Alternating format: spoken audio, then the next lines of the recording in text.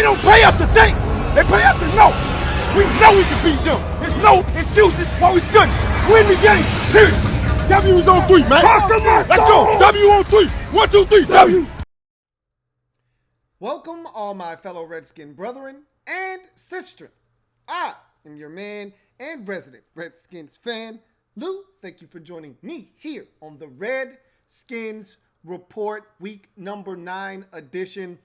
Lot to get to tonight. Redskins obviously make a huge move acquiring safety Clinton Dix from the Green Bay Packers in exchange for a 2019 fourth-round pick. We've already discussed that on an earlier video. If you haven't already saw that video, please go to the Louie Network on YouTube and check that video out. Also, I will post that on the homepage of the website, louietnetwork.net. So you'll have ample opportunities to digest that video in multiple different platforms. So if you have not checked out that video, because I'm not going to talk about it that much here, we've already carved out about a good 20-minute spot for that on that particular video. So if you want to know how I feel about the move and where that move may take this Redskins team moving forward and what the thought process was behind the move.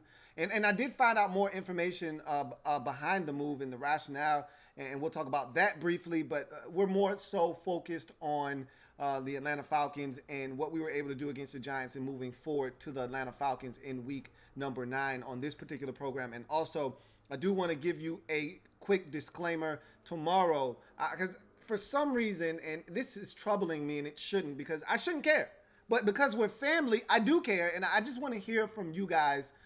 I want to take the pulse of Redskin Nation, because I just thought that everyone shared the same feeling that I did, that they were excited about the 5-2 start. You were somewhat skeptical, and probably still are, as you should be, that, you know, the Redskins at 5-2 are a great story. You feel good about it, but you're also very, very aware of the fact that our offense is trash, and sometimes watching our offense is like pulling teeth.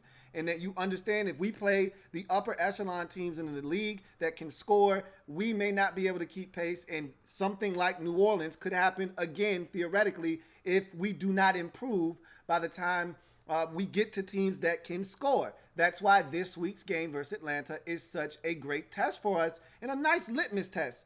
Really is what it is because we're going to find out how much further along we are from week number 5's debauchery, as Jay Gruden called it, against the Saints. Now that we've moved on 4 weeks further up into the season, and now we start to gain confidence defensively, how much further along are we defensively? How much better have we gotten?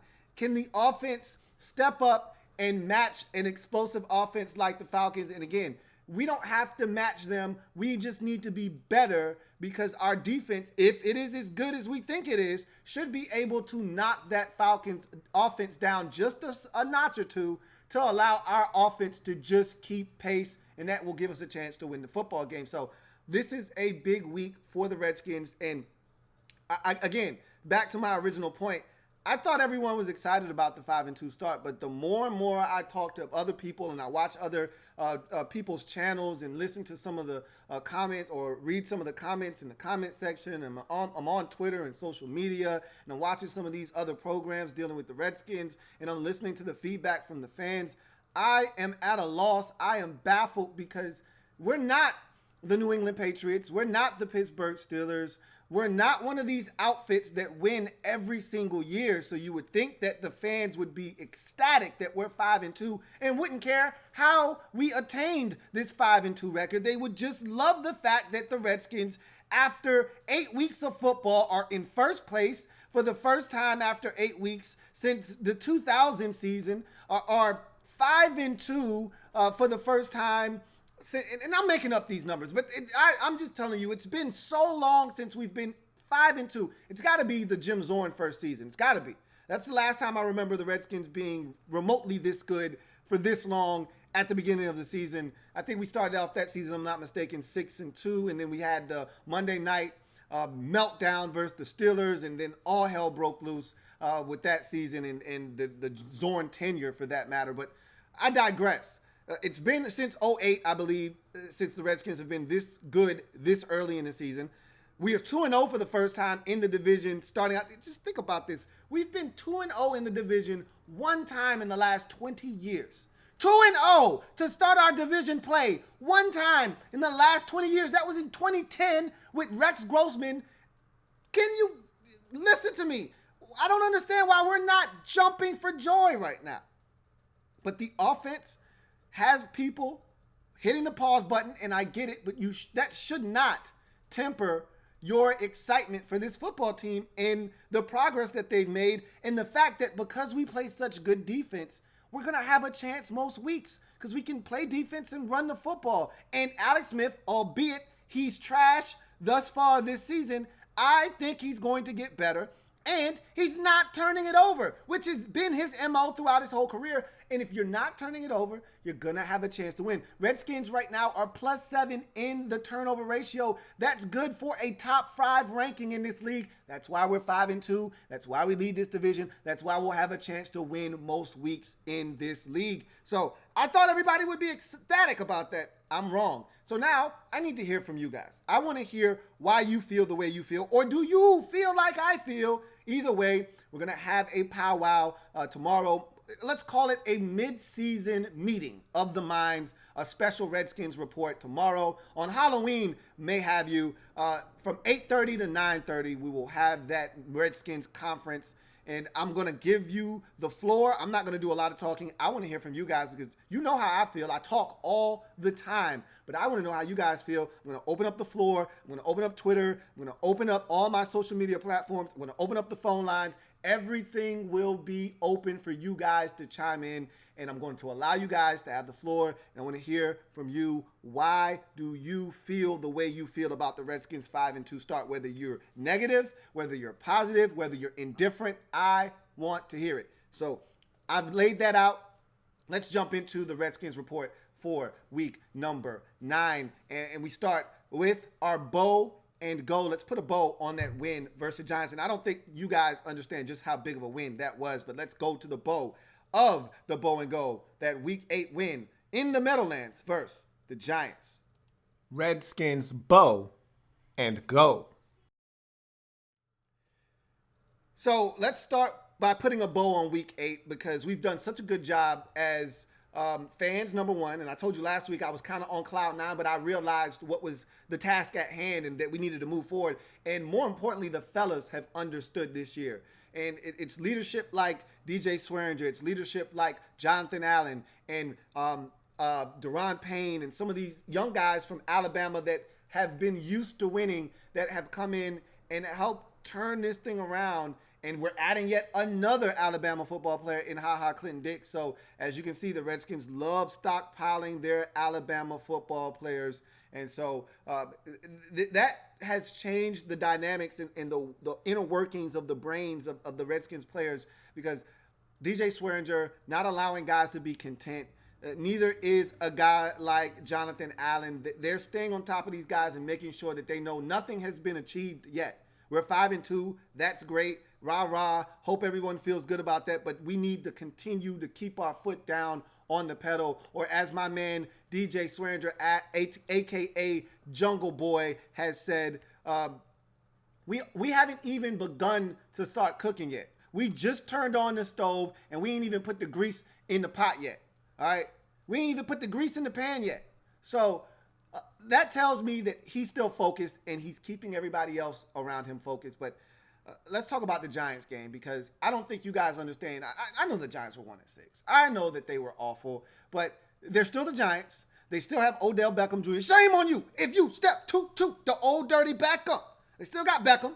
They still got Saquon Barkley, and they still are explosive. And if you sleep, they can get you. Ask Carolina. They scored 30 on those boys. They scored 30 on the Panthers, who just beat up the Baltimore Ravens the other day. All right? They can score if you allow them to be explosive and dynamic. Well, we shut that faucet off. And Odell had his plays. He went over 100 yards receiving, but he did not hit pay dirt. You can have all the yards you want as long as you're not converting those into touchdowns. I'm all about it. Saquon Barkley, shut him down, okay? And we've done that to backs every single week this season for the most part. And that's what's got me so excited. You know, I'm starting to come around to the fact that this defense might be for real. I was skeptical at first. 3 weeks ago, you asked me just how good this defense was, and I was like, look, we're a work in progress, but we're not what everybody says we are. Don't let anybody tell you that this is a top 5 defense and the statistics were lying to you. Well, the statistics are starting to bear facts now. This run defense is legit. Remember, early in the season, guys were getting 5 and 6 a pop. There were wide gaps. I talked about it. I broke down some film showing you the amount of distance between the players, and guys were almost playing a gap and a half between each other, and it was a little disheartening. And in the Packers game, easy rush lanes. Early in the Colts game, easy rush lanes. Even in the Cardinals game, first possession, early rush lanes. So I was a little skeptical about the run defense, but we've turned that faucet completely off. It's not even dripping. That thing is off. Drip, drip, no, off. Okay? That faucet ain't dripping. Drip, drip. It's off. And nothing from Kamara. Nothing from McCaffrey. Nothing from Elliott. Nothing from Barkley. That's an all-star murderer's row of running backs, and we shut all of them down. So the run defense is legit, and it showed up against the Giants on Sunday. Shut down Saquon Barkley. I told you, we can't allow this guy to be explosive. Can't allow him to catch a screen and go for 66. We can't allow him to bust off a 75-yard run. I said, if he looks anything like he did against the Eagles on a Thursday night where he had over 200 yards of total offense, we're going to probably lose the football game. Because if he's making plays like that, we're not going to be able to keep pace with the Giants because we're not going to score a ton of points. Well, we shut that faucet off. I said Odell Beckham Jr. can't roast one of our corners. Really, I was talking about Greg Stroman, and boy, did he almost get Stro. But we can't allow him to get off for a 74-yard touchdown. All right? He hits one of those, we're in trouble because the Giants have a problem sustaining offense. They can't go 13 plays without effing something up, without a penalty, without a batted ball, without Eli getting sacked, okay? They can't go 13 plays without something going wrong. That's the way their season is going right now. They can't go 13 plays without something going wrong. So you have to make them earn it. And what did we do? We made them earn it. And what did they do? They self-destructed like a 1-7 team is supposed to. Penalties, sacks, mistakes, drop passes. How about the drop pass on 4th and 1 by Evan Ingram? What a play in the game. We're up 10-3. You kind of feel a little uneasy. If they convert that 4th down, they're in Redskins territory, deep in Redskins territory, to the point where they're at least coming away with a field goal. Ball goes right through his damn hands. It's those kinds of plays that you have to force the issue with a 1-6 football team. Okay, you gotta make them make plays. We did that, and they self-destructed. That's what we aren't doing. We aren't making those mistakes, although we had penalties in that game versus the Giants. That's probably one of my one pet peeves from the game, other than, of course, the lack of points from the offense. But I'm done crying about the offense. That's like crying over spilt milk. I'm not going to do it because I already know what I should expect going into the game. Anything that I get extra is a pleasant surprise. Wow, surprise, surprise. I got 17 points from the offense this week. Great. Without the assistance of the defense, forcing a turnover and giving us great field position. If we can get what we got from the offense versus Green Bay in the first half, remember when we scored 28 in the first half? We're not going to do that again. Okay, we're not going to score 28 in the first half or 21 in the first half of a game. I don't think. I don't want to speak too soon. I'd love to see it happen. And this would be a great week where we know we got to score points. But let's be honest with ourselves. We probably aren't going to do that. So anything I get out of the offense other than the run game, taking care of the football, and flipping field position, I'm fine. I'm good. So we got what I expected us to do and what I expected us to get out of the offense in the Giants game. I expected us to be able to run it, and it was a little bit a slow footing running the football early in this game. Giants came to play as I expected they would, and I told you I was nervous about the game, and Adrian Peterson wasn't destroying them like he had done the Cowboys and the Panthers the week prior, early in this game. As a matter of fact, until that 64-yard run, he was well under 100 yards. I don't think he was going to even make it to the century mark, to be honest with you. And then came that big run at the end to put it away. But this was more of a defensive win by the Redskins. And again, I don't care how we get it. I can't stress that enough. I think you guys think I'm playing when I say I don't care how we get it. I just want it. All right. We'll figure out the logistics of how to win against better teams at a later date and time. Right now, I'm just trying to stack the dubs up like bricks. And right now, we got 5 bricks in the left-hand column, and we only got 2 in the right-hand column. I'd like to keep stacking more bricks in the left-hand column if we can. If that's okay with you, I'd like to keep stacking more bricks in the left-hand column. We'll worry about how we can stack bricks in the left-hand column against the better teams that can score and play a little bit of defense when we get there. We'll cross that bridge when we get there. Right now, I'm just trying to win on the way to that bridge. So I like what the Redskins were able to do. That was a big win versus the Giants. Okay, don't fool yourself. That in past years, that would have been a letdown game. The emotional high of beating the Cowboys and all the energy expended to win that football game, to have a quick turnaround and have the Giants. That's a game that's a trap that we fall into 9 times out of 10 in the past. But this team would have none of it. They came out. There was no sign of a flat football team. The defense showed up from the opening kickoff. The offense, albeit another stinker in terms of point production, they did move the football a little bit. We did see Alex Smith push the football down the field. You get a pass interference on a 50-yard pass interference to Paul Richardson. He did throw an ugly football down the middle of the field, but at least he's pushing it down the field. And like I said, more targets for Jordan Reed. I don't love the fact that he had 7 catches for like 28 yards, but more targets for Jordan Reed, please. I'll take them any way I can get them. Dotson looked good. So we're starting to see Crowder's going to come back here eventually. So I feel good about, and I said this during the R3, Alex Smith was not great by any stretch of the imagination, but he was not terrible in this game. He was better than he was against Dallas. He was better than he was against Carolina. So that's a step in the right direction. He got hit a couple of times when he's delivering the football to Jordan Reed. Could he have gotten the ball to Reed a little bit faster? Sure. But he was hit when he finally did identify Reed as an open target, and that's why he was erring on a couple of throws. He did miss him on a 3rd and 1. That's egregious. You can't miss that throw. All right, that 3rd and 1 late in the game that would have kept the drive alive. That's heinous is what it is. You cannot miss that. He was so wide open. But again, that's the growing pains of Alex Smith right now. And for those of you talking about Colt McCoy, can you just stop? Can we just stop, please? All right. What does Colt McCoy do? Let me ask you. What did the last guy, a guy that I'm a fan of and wish he was still in Washington, might I add, before I ask this question. So don't think that I'm jumping ship.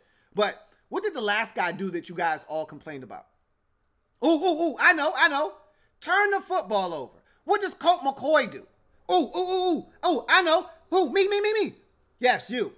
Turn the football over. Would we be 5-2 with Colt McCoy? Hell no. So stop saying that Colt McCoy can run this offense and do the same. Yes, Colt McCoy can run the offense. I'm aware of this, okay?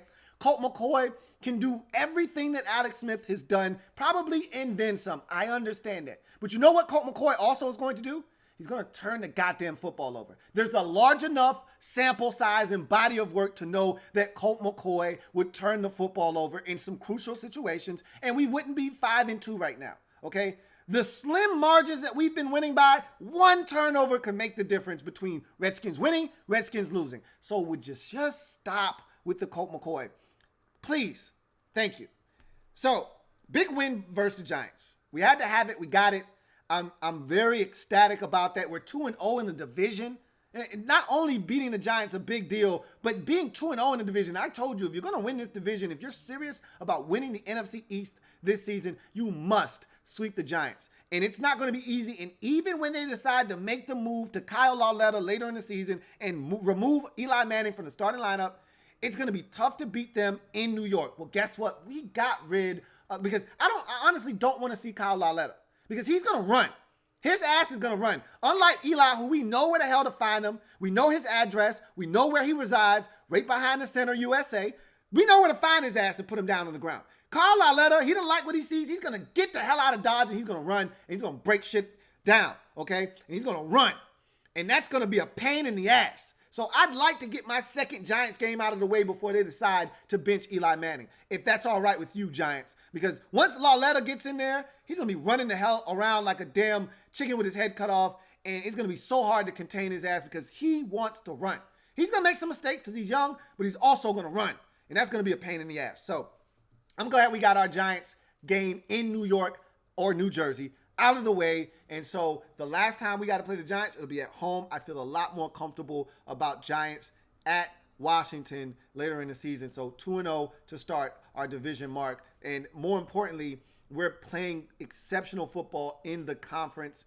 One of our losses outside of the conference, the other loss, of course, to New Orleans. So as long as we continue to win these games in the conference, I feel really good. And I'd like to get some outside the conference. But again, those games will come later on in the season. We got Houston in 3 weeks. And then the last 2 games out of conference, Jacksonville and Tennessee, come way down, weeks 15 and 16 respectively. So I'm not worried about the AFC games. I'm worried about the NFC games. And we've got another big one in week number 9. Speaking of which, let's put that bow on this Giants game and now go to the week 9 contest versus the Atlanta Falcons.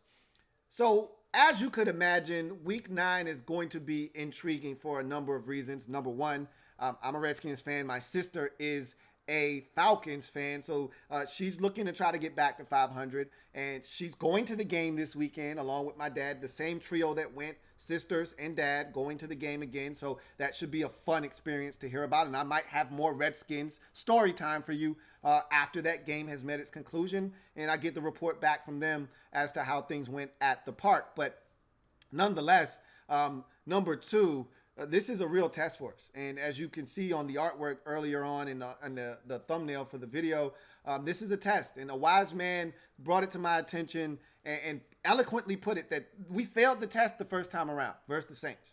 We failed the test miserably, all right? And now we're getting a chance to retake the test. We've got all the notes that we could stand. We've got a copy of a pre-test, and we know what's going to be on this test, all right? So now it is our job to go out and execute better than we did the first time we took the test. Can't do any worse, can tell you that much. So I'm looking forward to this Redskins football team performing much better in this game than they did the last time we played a high-octane offense in New Orleans in week number 5. I think the Redskins have a great shot at showing some things, because don't let this record of 3-4 fool you. This Falcons team is legit. I still think they have a very realistic shot of making the postseason. I still think they're one of the better teams in the NFC conference. And so this is a big litmus test for the Redskins, a measuring stick game of sorts, if you will. I really think that we're going to find out a lot about our football team, both offensively and defensively. Let's start with the offense. So because the Falcons can score, and because we don't know how our defense is going to perform against that high-octane Falcons offense, we need to score points. Like, let's not leave it to chance. Let's not ask our defense to hold down one of the more explosive offenses in this league and hold them under 20. Let's not ask the defense to have to do that this week. It'd be nice if they chipped in with a turnover or 2 as they've done the past 3 or 4 weeks, but let's not put the onus on the defense to, hey, you got to do what you did against the Giants and pretty much shut the other team out, or else we're going to be in a world of trouble. And something else that has bothered me, and I actually like the fact that we're great front runners. Nothing better than a great front runner, but also something that has troubled me is that the fact that everyone's starting to take notice of the fact that we aren't a team that plays from behind at all. We don't handle adversity well. That's what that stat says to me. All right. This season, when the Redskins take a lead, they're 5-0. When they take the lead first, they're 5-0 and they don't look back. When we've trailed this season, and we haven't trailed in any of our victories. Go back and look at all 5 of our wins. We have not trailed in any of those games. Not in the Arizona game, not in the Green Bay game, not in the Carolina game, not in the Dallas game, not in the Giants game this past week. We've been tied in 1 or 2 of those games, but we have not trailed in any of our wins. All right. Now, conversely, we have not led in any of our losses. Okay, so that is a very troubling stat. All right, we got off to a slow start. We may have led versus New Orleans. I take that back. I think we might have led in that game. I don't think we led. I think they scored a touchdown, missed the extra point, and then we came down, got a field goal, and then all hell broke loose. So no, we haven't led in any of our losses. We didn't lead against the Colts, and we didn't lead in the loss to New Orleans. So everyone's starting to look at the Redskins and say, hey, this is the formula right here. You get on top of these boys, you start fast, and they don't know how to respond. Their offense stinks. Their defense can't generate points by themselves. You get on top of this Redskins team, they're dead in the water. That's going to be, I think, the game plan for most teams playing the Redskins is, look, until they prove otherwise, jump out on top of these boys. Start fast and see if they can keep up. And so that is going to be a challenge in this game. Not necessarily, hey, let's let the Falcons get out to a lead and see if we can't hawk them down. I'm just saying at some point, someone's going to start fast and score a touchdown on their opening possession. Someone's going to get the football first. They're going to score on their opening possession. And we're going to be down 7 or 3-0. What do we do then? We've got to respond. I hope it's not this game. All right. I hope we get out to a 7, 10, 14, 17-0 lead.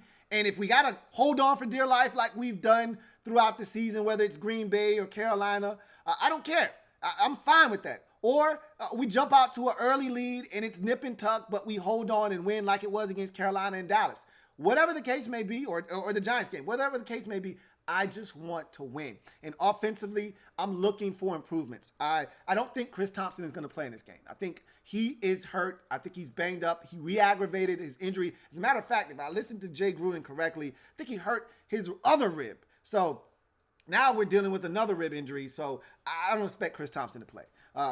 I expect Jamison Crowder to be back in this game, which will be a breath of fresh air. Hopefully Paul Richardson is 1 week healthier as well. And then if you got Doxson and Reed and hey, Vernon Davis, can you show back up, please? You had a drop and a pass interference penalty in the last game. Can you please show back up and be the VD that we know and love, please? Let's not revert back to Denver Broncos Vernon Davis. That was one step from being out of the league. Can we get our Vernon Davis back, please? Thank you. So if we can get everybody back on one accord, we can run the football with Adrian Peterson, because I look at this Falcons defense, and I'm telling you right now, we got opportunities. They're light up front. They're fast as shit. Okay, don't get it twisted. Their speed can pose a problem defensively, but they're light.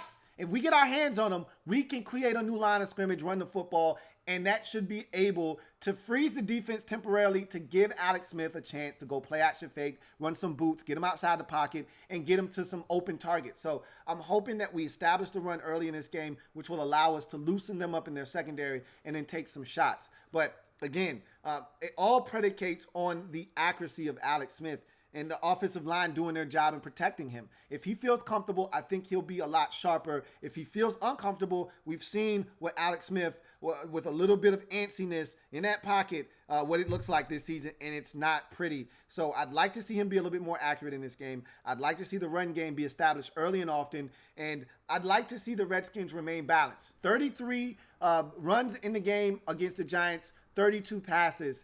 That you don't get much more balance than that, other than 32 and 32. So I'd love them to stay balanced, and we're going to need another running back to emerge. If Chris Thompson isn't going to play, Capri Bibbs, he hurt his wrist in the last game.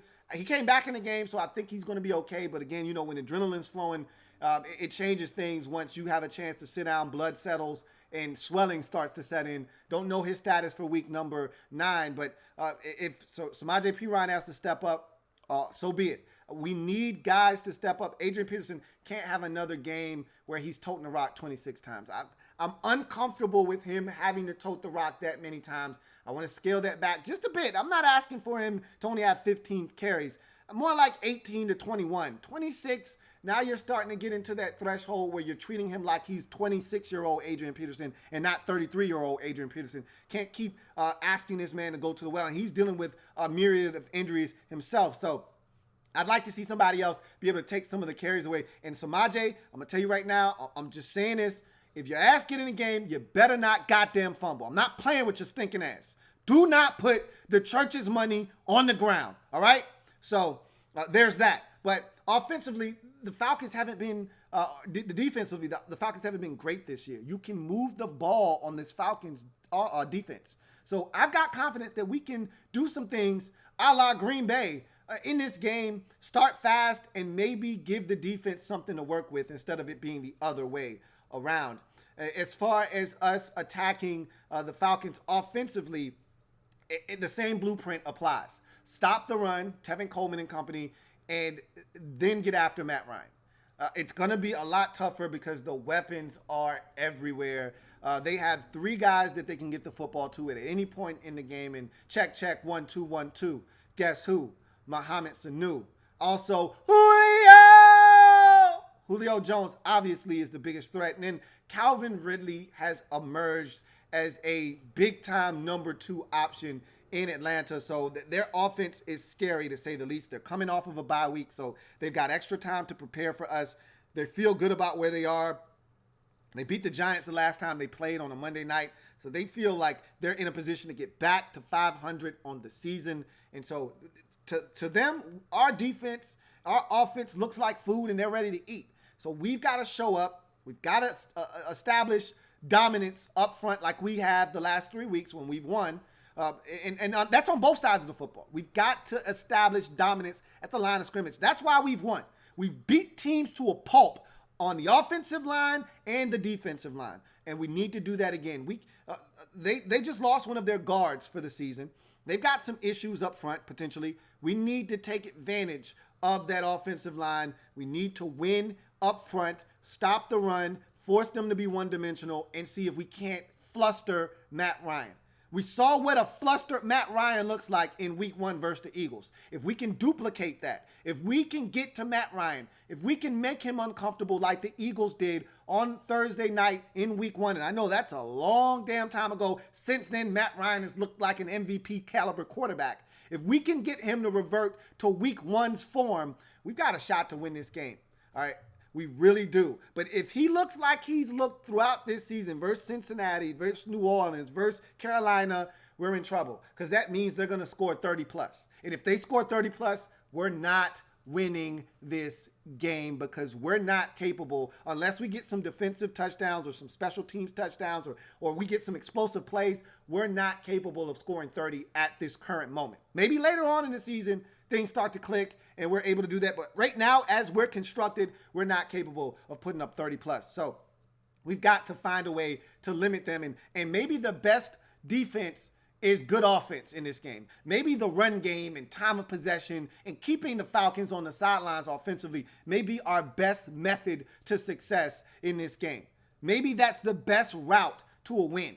And if that's the case, I'm all for it. Let's take the air out of the football, limit their amount of possessions, and see if we can't score. And if it's a field goal, get something on the scoreboard and make it tough on that Falcons football team. But in any event, I feel like there are opportunities, and I don't want to dismiss special teams because they've been extraordinary in this 3-game win streak as well. Tressway has been outstanding. Right now, he is a Pro Bowl punter, if you ask me. And my man D-Hop, although he missed, and I will tell you that the laces were outside on that kick, so I'm giving him a pass on that one. He was able to bang it home for a huge kick. 7-3 at that time in the game, 53 yards, and he had just missed the kick before, so mentally, Jay Gruden had to be thinking, do I really want to send him out there for this kick? He missed the last one.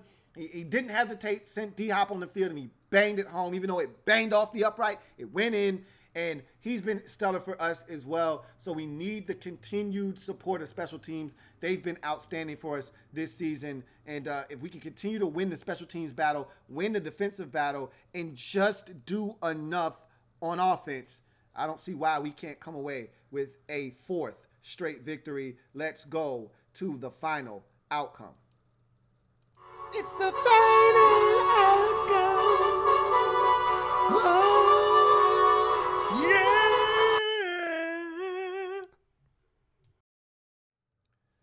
All right, so this is how I feel about this game. I'm nervous as hell. I'm not going to lie to you. I don't like this spot for the Redskins. I didn't like the spot for the Redskins last week. But I knew we could beat the Giants. I felt a win. That's not necessarily how I feel this week. I'm really uneasy about this game because this is the first time we've had a test against a high-octane offense since New Orleans, and we know what this team looked like then. Even though I've gained a lot of confidence in this defense since then, I'm still really, really nervous. Alex Smith and his offense scares the hell out of me. We haven't turned it over, which is a positive.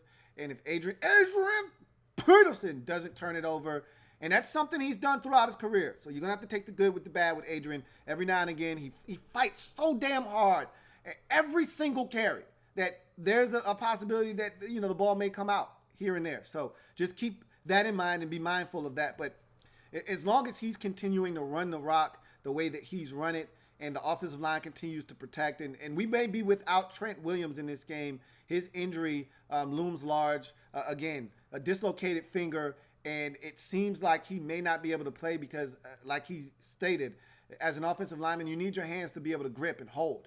A defensive lineman can just put a club on it and keep it moving because they don't necessarily need their hands to tug and push and pull, whereas the offensive lineman, their fingers are essential to their success, and Trent may not have the usage of all of his fingers, and if he can't grip, I don't know if he's – and that's why he took himself out of the game against the Giants, and that's why they inserted Ty Nsekhe. I have nothing but the utmost confidence in Ty Nsekhe at left tackle. If this were a right tackle situation, I'd be scared to death because we saw Ty Nsekhe versus the Cowboys last year at right tackle, and that was an absolute abject disaster. But at left tackle, he kept it nice and quiet over there. We heard nothing from Olivier Vernon once Ty Nsekhe entered the game, so I have nothing but the utmost confidence that he'll be able to hold it down on that left side. But still, nothing like having Trent out there on the blind side, holding it down and open up holes in the run game. But that being said, I am uncomfortable with this football game. I'm not going to lie to you. My confidence level is a lot lower than it was, say, 2 weeks ago versus the Cowboys and last week versus the Giants. This feels similar to Carolina. This feels similar to New Orleans, even though I was really confident against New Orleans. So I take that back. I thought we could beat New Orleans. We had success against them. We didn't have success against Carolina. I was not confident in that game. I thought we were going to lose that game. I kind of feel the same way here. We haven't had confident wins against the Falcons, whether it be in Atlanta or in D.C. They've had our number the last 3 or 4 times I can remember playing the Falcons. They've beaten us every single time. I don't think Matt Ryan has ever lost to the Washington Redskins. And so it's another one of those Cam Newton situations where Matt Ryan may be undefeated against us. I can't remember us ever beating a Matt Ryan-led Atlanta Falcons football team. I remember them coming in 2012 to FedEx, giving RG3 a concussion, and Kirk Cousins coming in late and trying to rally us back, but us still losing that football game. I remember us in 2016, the infamous Ryan Grant fall down game. You know, Ryan Grant slips game in overtime where Kirk leads us back, gets the field goal, gets a touchdown with a minute left. We get the football back. He takes us down the field, gets us in the field goal range for a long field goal. We go to overtime, and then we get the football first, and we're driving down the field. Ryan Grant slips. Robert Alford picks it off, takes it to the crib. We lose. So there's that game. And there's probably some others in between, but those are the ones that stick out to me.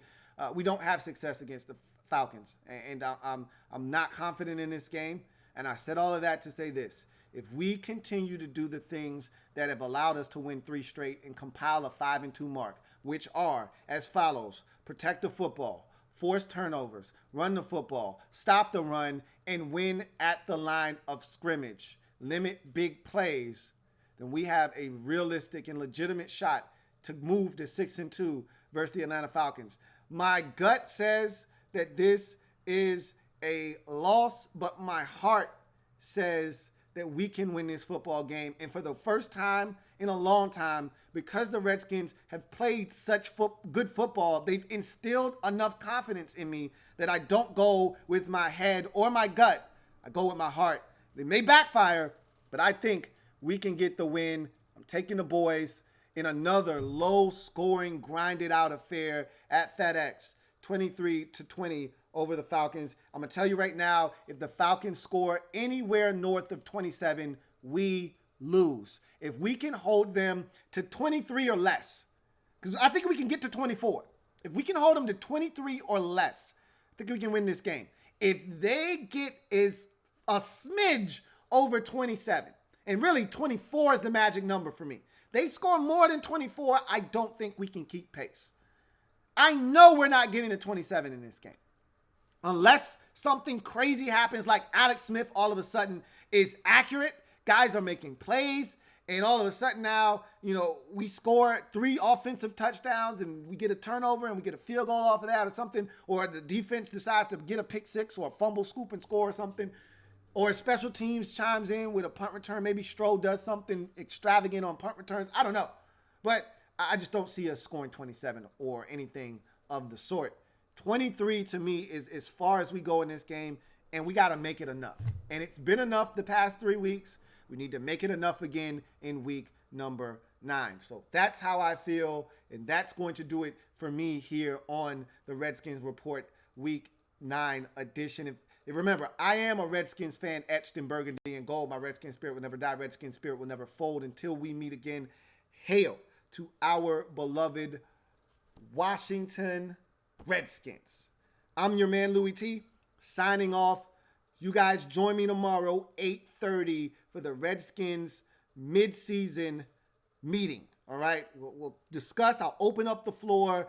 It's all yours. I want to know how you feel about this 5-2 start, because I'm getting mixed signals, and I, for the life of me, can't understand why. I'm your man, Louie T, once again, signing off. If you haven't already checked out the video about Clint Dixon. Oh, yeah, one more thing before I go. Sounds like we've got an injury that I didn't know about, but sounds like there's an injury to Monte Nicholson. And if he is injured, I think that's part of the impetus to make this move. And if he isn't injured that badly, I still think that they're going to go with Dix and Swearinger, and then Monte will be that third safety that they – and I told you, there's plenty of space on the field for 3 safeties. Remember, against the Cowboys 2 weeks ago, a lot of 3 safety looks, okay? A lot of DeShazer Everett being on the football field. Troy Apke hurt his hamstring again, so we just got him back.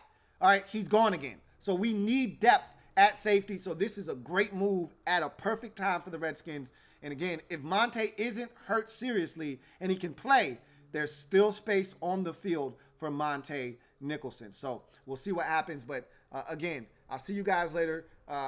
Tomorrow, Redskins mid-season meeting. Be there or be square.